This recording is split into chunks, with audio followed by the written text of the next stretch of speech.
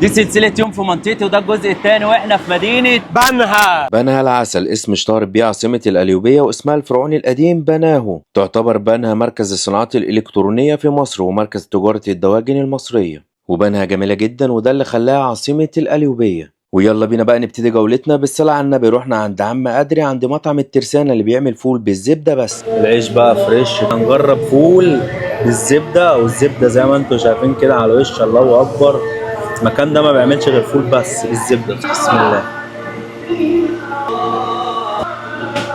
من الآخر شغل بقى فلاحي عالي عالي، شوية فول جامدين جامدين جامدين.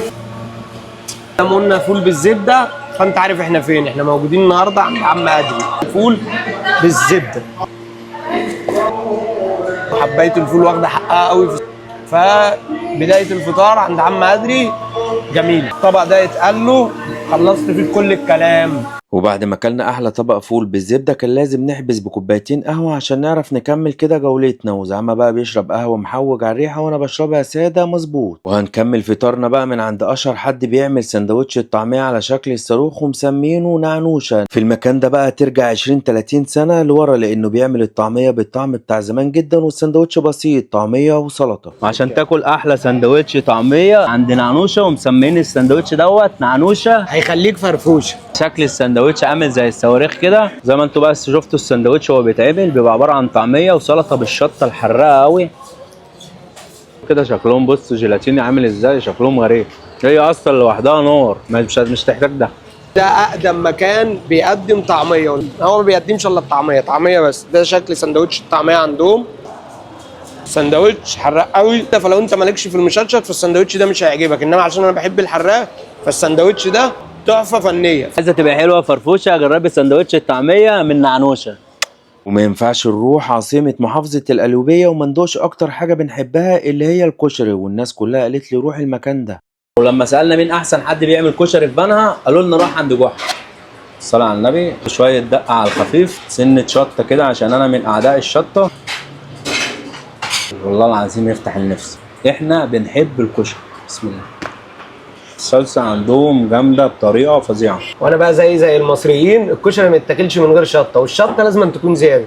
يا قلبك زود شطه ما يهمكش، اخوك سداد. لا يابا احنا مالناش في الشطه. بسم الله.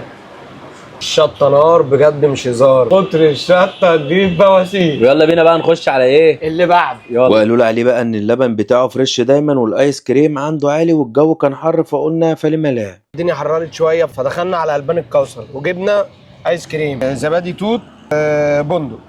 دوق يا الزبادي التوت بتاعه حلو قوي مع ميكس البندق، بس انا اللي مستغربه السعر. البوله دي سعرها 35 جنيه، بس دول بولتين، او البولتين دول سعرهم 35 جنيه. بالنسبه لكم يا جدعان البولتين غاليين ولا ب 35؟ اكتبوا لنا في الكومنتات. من وجهه نظر انا غاليه. قولوا لي انتوا رايكم في الكومنتات. الطعم حلو ولا وحش؟ لا هي الطعم جميل الصراحه، حلو وغني. غني. انا جبت بوله مانجا والبوله الثانيه دي قال على ذوقي بس مش فاكر ايه. هدوقها معاكم. بسم الله.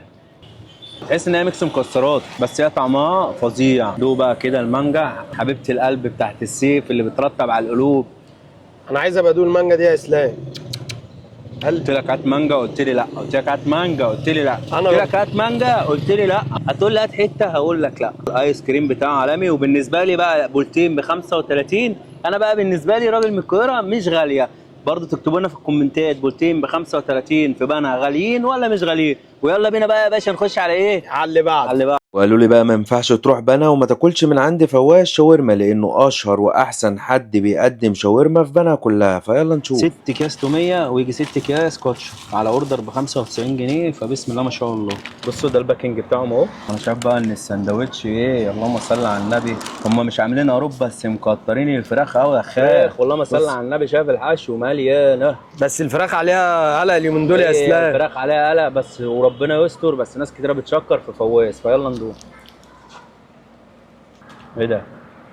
ايه ده بجد؟ اختيار موفق.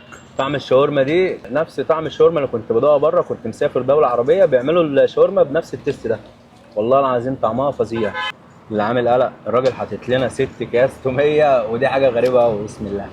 جامد. بصوا يا جدعان سندوتش البطاطس قد ايه؟ يخرب بيت كده يا جدعان والله العظيم. يا جدعان وربنا الناس اللي كتبت لي روح مطعم فواز دولت مالهمش حل. انا اول واحد قلت لك. حصل. بص السندوتش قد ايه؟ يخرب بيت كده يا جدعان.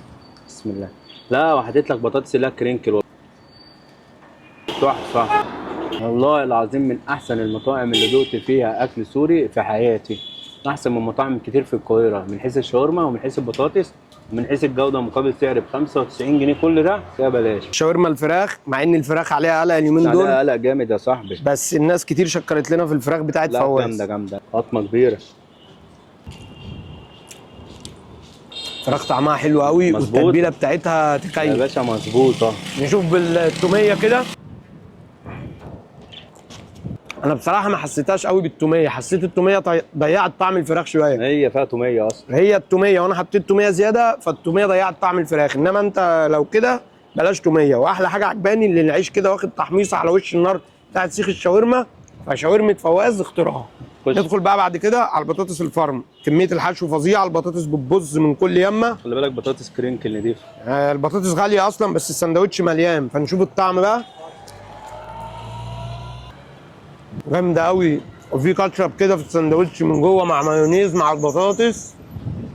عظمه عظمه.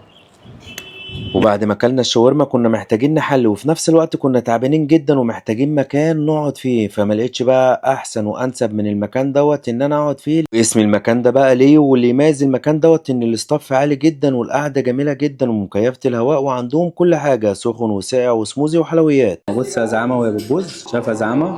قلبي قلبي. قلبك اتقطع ولا لسه؟ لسه. بس انا عامل رجيم والله، بس عروس عشان خاطري. تحفه. تعالوا بقى نخش كده على البراونيز. لسه طالعه من الميكروويف. البراونيز لما تطلع سخنه بتبقى جميله. تحفه تحفه تحفه. ندخل على البراونيز عشان انا بحب الشوكولاته قوي. ممكن يا اسلام بعد اذنك ما تحطش ايدك على البتاعه دي تاني عشان انا. لا انا كده كده عامل دايت. هي حلوين قوي القطمتين اللي انا خدتهم. قال لها اكاد من فرط الجمال عزوز يا ولا. ودي بقى كانت تجربتنا في فانا. لو عايزين نروح مناطق تاني اكتبوا لنا تحت في الكومنتات نجرب مناطق ايه. باي باي. باي.